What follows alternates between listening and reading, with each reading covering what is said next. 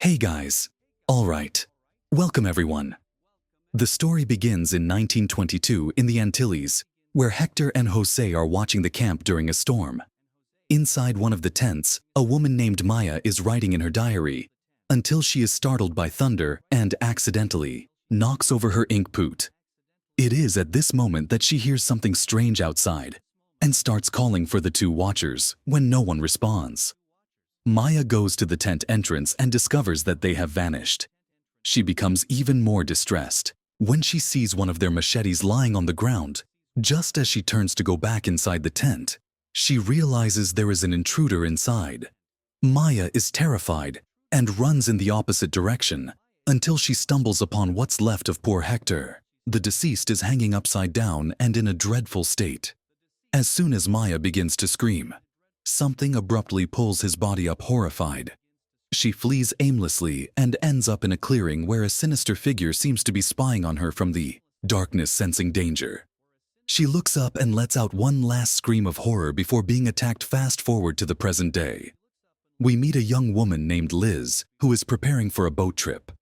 Her boyfriend's name is Peter, and his friend is Jake. Liz wears a necklace with half of the yin-yang symbol and notices that Peter is not wearing his today. The guy starts to explain when a honk saves him. Announcing Lauren's arrival, she steps out of the car stylishly, while her husband Ira does what he can to carry the rest of her luggage. Once the whole group boards, Peter talks on the radio with his friend ML, who is waiting for them at his resort. He mocks Peter's inexperience and asks if he really knows how to use the GPS. But the truth is that the connection is very poor, and the system keeps dropping until the screen goes completely black. Then Jake introduces his inflatable friend, and Peter starts laughing. Setting aside the signal problem, the friends begin to enjoy the trip, taking photos and making toasts by late afternoon. Peter takes out the necklace similar to Liz's from his backpack and puts it around his neck. Jake arrives just as his friend is also grabbing a gun and a knife. When questioned, Peter explains that a true warrior never goes into battle unprepared. Jake seems to find this response odd and reminds him that their destination is a luxury resort, not a war zone. It is then that Peter's phone starts ringing and he rolls his eyes, indicating the call is from his ex Cynthia. He swears he has truly broken up with her, but insists on speaking quietly to avoid Liz overhearing. Jake criticizes this behavior, which angers Peter. He states that it's due to these things that Lauren shows Ira over him. Hurt by this low blow, Jake ends the conversation and walks away. The next day, the GPS is working again, and Liz worries a bit as she compares the maps. She calls Peter over and tells him that they seem to be in the wrong place since they should already be seeing the island on the horizon. Not taking her seriously, Peter merely adjusts the screen and shows that they are not far from their destination. He assures her that the boat is on the right track and says there is nothing to worry about. Jake becomes increasingly upset watching Lauren and Ira together. Peter tries to console his friend, stating that she only cares about money.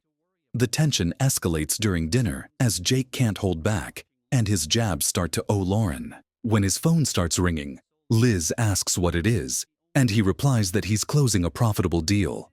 Seeing the kid trying to appear rich as well, Ira begins to mock him, and the fight escalates to the point where Liz has to intervene. Then, Peter starts calling her out, complaining that the dish does not fit his diet. She apologizes for the distraction and is almost leaving when his phone rings. Peter hangs up very quickly, saying it was an unknown number. However, Liz isn't fooled and demands he hands over the phone. Peter pretends to be outraged by her distrust and refuses to show her who called. When she tries to forcibly take the phone, it slips from Peter's hand and falls into the sea. Later, Lauren notices her friend's nervousness when she accidentally breaks a glass and cuts her finger. Liz explains what happened, and Lauren tells her she should focus on Peter's money, not really caring about fidelity. Ignoring this advice, she confesses that this isn't the only problem in their relationship, as she also feels that Peter never takes her seriously. Suddenly, both feel a violent jolt, and we see there has been some sort of collision. Water starts flooding very quickly. and the boat sinks. Liz wakes up sometime later to find herself lying on the sand. Everyone survived the shipwreck, but no one knows exactly where they are. Luckily, the radio also survived, and Peter manages to speak with Mo, explaining what happened since he is the owner of the sunken boat. Mo seems angrier than worried about his friends to make matters worse when Peter gives the coordinates of the island they are on. He states that they don't match, because there is no land around. Emo eventually agrees to go there anyway, but ends the contact with threats, saying Peter will have to explain the loss of the boat while they wait. The survivors start gathering their scattered belongings. Lauren struggles to lift her own suitcase, and Jake offers to help. But Ira rushes in to stop him, very clumsy. And out of shape, he ends up falling under the weight of the suitcase and spreading more of Lauren's things out. Observing the animals of the island, Liz then notices something strange that looks like a bundle. When she tries to lift it, she realizes it is stuck and starts pulling hard. It is then that something pulls back, and she hears what sounds like a disgruntled growl. Terrified, she begins to back away until she bumps into Peter's legs, finds this behavior odd, and Liz tells him there is something sinister hidden in the vegetation. With a mocking smile, Peter goes to check, and Liz is incredulous when he easily picks up the bundle from the ground, seeing that it is an inflatable raft. She declares that she wants to go home right away. Peter laughs at the idea and asks why he would cross the ocean in a raft when there is a luxurious yacht coming to pick him up. This is the last straw for Liz's patience, and she begins to blame him for the whole situation. Her argument is that if he paid a little more attention, he would know that she hates this kind of trip. Furthermore, Emo is awful company, as he only cares about drinking and admiring dancers. Peter apologizes and tries to hug her, but she's tired of his false repentance with binoculars. Ira seems eager to see Mosby arriving, and Peter tries to reassure him, stating that his friend is on his way. He isn't very convinced, and Liz warns that she will only wait another hour, sensing the hostility between the two. Jake asks why Liz is angry, and Peter changes the subject, more interested in the bottles that Jake has salvaged. Liz steps away from the group to relieve herself once again. She hears strange sounds coming from the woods and sees shadows of frightened animals fleeing, returning to the beach. She panics, seeing no one around, and starts calling for her friends at the water's edge. Peter emerges from behind the rocks, and she nearly dies from fright. He helps her climb to the top of the rock to share a secret. She thinks they are going to Mo's birthday party, but it was all a setup. Looking to the side, Liz sees that he has written a marriage proposal in the sand and discovers that Peter had organized an engagement party at Mo's resort. She becomes emotional, and all her anger dissipates in an instant. Peter uses an improvised ring, explaining that the real one is probably in the belly of some shark. When she accepts the proposal, the other three reappear, applauding and popping champagne bottles after night falls. They light a bonfire on the beach, and the two couples snuggle up while Jake remains jealous. Liz asks Peter if he told his father about their relationship and feels a little sad to hear that he hasn't, as she fears she won't be very welcomed in the family. Peter swears that no one will separate them, and then Liz sleeps more peacefully with those words. But when she awakes and looks to the side, her fiancé is not there in his place. There is a bloodstain, and the trail extends into the woods. Liz panics and starts screaming for his name. At the same time, Peter wakes up in the middle of the woods with an injury on his leg as he washes his face in a creek. We see the shadow of a creature among the trees. Peter is startled when the thing suddenly moves and his second figure passes closer to him. He grabs a loose branch to defend himself and starts calling, asking if anyone is there. But the only response is a sort of animalistic roar on the beach. Everyone is shocked by Peter's disappearance, and Jake can't get the radio to work. Ira is shocked to see that he plans to enter the woods to rescue his friend, unaware of what kind of beast took him. He grabs the wrath and warrants that he is leaving with Lauren. The couple's selfishness leaves Liz indignant, but Ira justifies his behavior by saying he will bring help later. However, Jake decides to take control of the situation and points the gun at him, ordering him to drop the raft, forced to stay IRA. and Lauren joined the other two in the search for Peter. A few minutes later, they arrive at the creek near where Peter woke up, and Liz finds his necklace. The group continues on until a series of growls begin to scare them. Jake tells Liz to stay put and goes to check the threat with the gun drawn. All his caution not to make noise goes down the drain when the pager in his pocket starts beeping, alerting him that the battery is about to die. He quickly turns off the device, and the woods fall silent until something starts climbing up a tree trunk.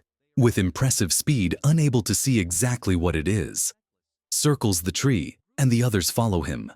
They are horrified to see a torn-up cougar lying on the ground. The noise of movement continues intensely in the treetops, and Jake says it must be some kind of monkey. But no one accepts that theory. Then, they hear a scream from Peter, and Liz bolts toward his voice. Now the sound from above is fierce roars, and the group finds themselves surrounded by hidden predators. Jake tries to get a shot, but the target is way too fast. Ignoring Liz's pleas, Lauren declares that she won't stay there for another minute and turns her back on her friends. However, she barely takes 2 steps before falling into a trap, being immediately hoisted upside down into the air. Jake hands Liz the gun so she can cover him and begins to climb the adjacent tree to save her. She manages to grab his hand, but instead of getting closer to the tree, she ends up pulling Jake, and he also becomes suspended. Lauren can't handle the weight and lets go of his hand, forcing Jake to cling to a branch to avoid falling with a lot of patience. He climbs back up to reach her legs and starts cutting the rope. The movement in the branches gets closer to them down below. Liz can't keep her aim steady, and Ira takes the gun from her to try as well, but unsuccessfully. It is then that Jake sees part of one of the creatures up close, and the shock is so great that he falls. Ira gets furious with him and threatens him, but then sees Lauren being dragged away and starts chasing after the sound shooting upward. Arbitrarily, Leon is at her limit when he finally finds her on the ground. She can't even warn him that a creature is approaching when Ira kneels beside her, weeping. He abruptly turns around, sensing danger, but sees nothing until he turns back and comes face to face with a monstrous being. The other two hear his scream from afar, and Jake begins to run. He loses his patience when Liz asks him to stop, as it's obvious there is something terrible in that forest. He states that the attacks will continue, and at this point, Peter is done for. However, we see this is not the case. Peter is in another part of the island calling his friend's name. Jake and Liz then find the ruins of Maya's camp in the pages of the diary. She describes the terrible natives of that island in their constant attacks. A group led by a man named JN entered a cave in search of missing colleagues and did not return. Either Maya states that the cannibal creatures hunt in packs and obey the alpha male. She says many chose to flee, but refuses to leave without capturing a specimen. Shaken by this reading, Jake and Liz become even more terrified as they begin to hear rustling in the vegetation around the tent. Peering through a tear, Jake sees one of the beings just a few meters away and insists that they need to figure out a way to get out of there. Liz signals for him to be quiet, but he keeps talking until something tears a piece of the tent behind him and attacks Liz. Struggles to control her panic and not scream, even when she hears those creatures scratching and chewing what can only be Jake. Then the body is pulled back into the tent, and the horror of the scene is too much for her. Liz flees the camp, but soon realizes that running is futile, as the creatures move in the trees and follow her steps effortlessly. Alone and terrified, she leans against one of the trees and one of the bee leaps toward her. Peter is also having a dreadful encounter at that moment. Seeing one of the monsters feeding, he begins to silently approach it to attack by surprise. However, he doesn't see that there is another creature doing the same to him. The thing leaks right on top of Peter, and the two struggle on the ground until he manages to strike the attacker and flee afterward. The monster recovers quickly and chases after him until it captures him sometime later. Liz wakes up next to Lauren's body inside a cave. She tries to escape using a vine, but fails and begins to search for another exit. It is then that she finds Peter and is very shaken to see that he did not survive. Liz take his necklace as a keepsake and cries beside him until she hears Iris screams. Peering between rocks, she sees him being dragged away while begging for mercy. His pleas are ignored, and IA is sacrificed right before Liz's eyes. After that, she becomes determined to find an exit and manages to escape the cave, only to find herself surrounded by monsters. She begins to run again and crosses a denser part of the forest, getting all covered in sap. Suddenly, one of the tribe's beings leech right in front of her, and that is when Liz makes a very useful discovery. Without attacking her, the monster acts as if it hasn't noticed her. She realizes that their species is blind. Therefore, they can only locate prey by scent. Since the smell of sap is masking her own, the monster doesn't notice her presence, even when it gets very close. As soon as she sees herself free from it, Liz runs to the beach and catches two others stealing the survivors' belongings when she sees that they took the raft. Her patience reaches its limit. She smears herself with sap and hands back to the monster's lair, determined to recover what belongs to her. Dodging several snakes and rats, she arrives at the heart of the cave and finds not only the raft, but also a flare gun. Only then does she see that one of the creatures is sleeping just a meter away from her.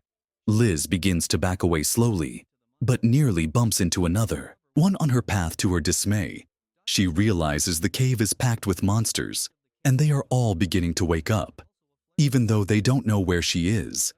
It's evident that they are getting agitated and suspicious. Liz throws an object far away to distract them, thus clearing a path. But she is so scared that she tries to rush out too quickly. She ends up tripping and lets out a scream when she falls. After a tense moment of total silence, the alpha male appears trying to sniff out the intruder and becomes enraged when he fails to.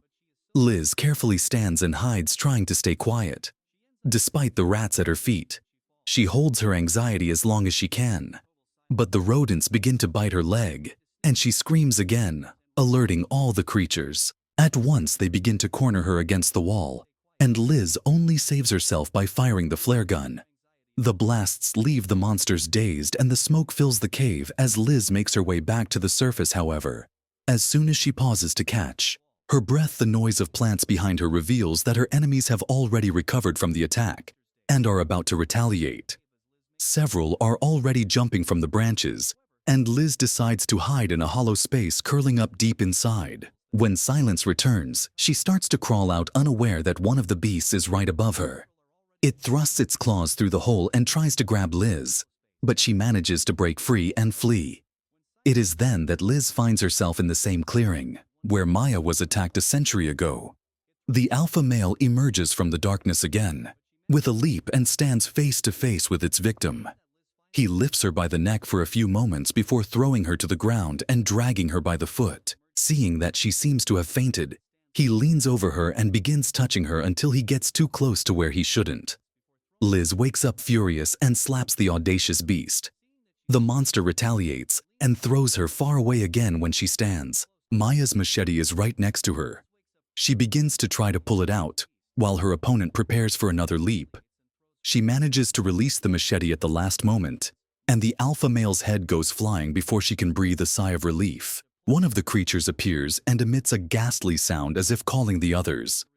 It doesn't take long for the entire tribe to gather in the arena, but Liz sees that they did not come to avenge their leader, after one of them ensures that he has, indeed, been defeated. They all salute her with a rhythmic howl and quickly leave as if fearing her on the beach. Emo is still cursing Peter over the radio when Liz breaks the device. Tired of hearing that voice, she limps her way to the water's edge and washes her face calmly before opening the raft and rowing home.